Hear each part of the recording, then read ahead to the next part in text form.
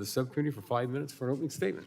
Thank you. Well, thank you, Mr. Chairman. Good morning, everyone. Here we are 9 months into the Trump administration, and Republicans in Congress have done nothing to lower energy costs. In fact, energy costs keep going up, up, and up, and the GOP policies are making it worse.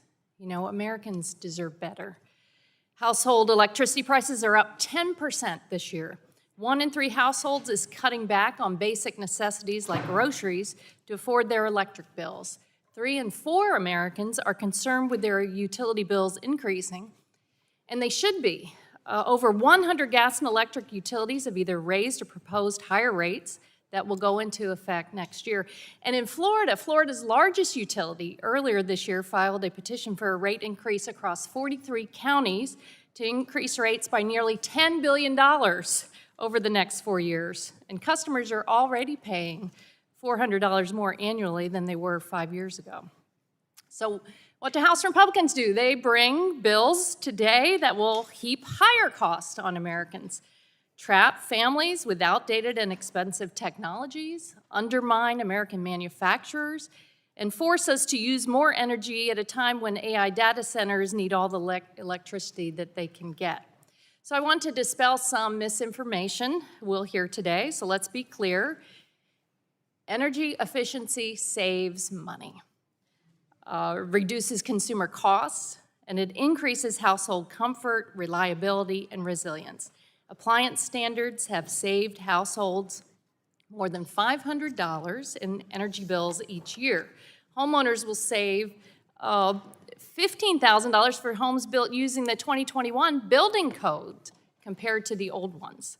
So I urge my colleagues on the other side to join us in working to tackle the affordability squeeze. And one way to do that would be to stand up to the Trump tariffs that are inflicting financial pain on working families and are estimated to cost American households at least $2,300.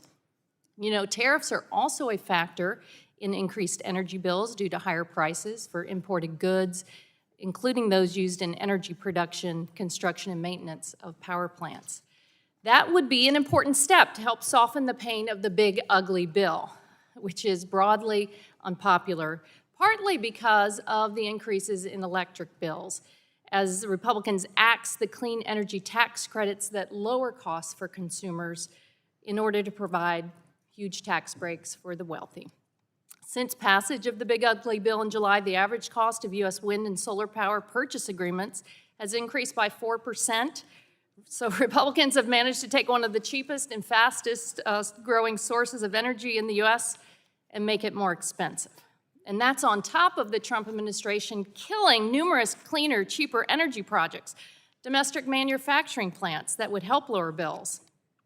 You know, before Republicans killed the clean energy tax credits, I toured a large solar inverter manufacturing plant back in Pinellas County. 3 shifts, 400 workers. Republicans, essentially, in repealing those tax credits now, have shut down that factory and more across the United States, costing jobs. At a time when witnesses across the political spectrum have appeared here to advise us that America should expect significant rising electricity demand and that we need all the solar, wind, storage, energy conservation that we can get, because we cannot win the AI competition of the 21st century with energy policies from the 20th century. Unfortunately, House Republicans have not been able to meet this moment.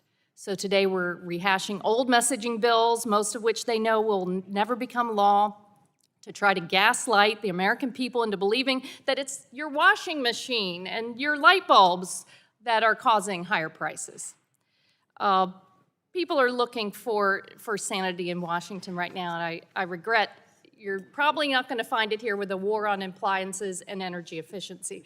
But there is one good bill. I really appreciate you bringing Congressman Tonko's Weatherization Enhancement and Readiness Act. That's a bipartisan proposal to reauthorize and update weatherization assistance. I'm proud to co-sponsor this bill and support the savings for our neighbors back home at a time they need it to make their homes more resilient to dangerous heat waves and hurricanes. I hope my Republican colleagues will consider this bill seriously and advance it through to the full committee. After all, our neighbors back home are counting on us to make their lives more affordable. Thank you, Mr.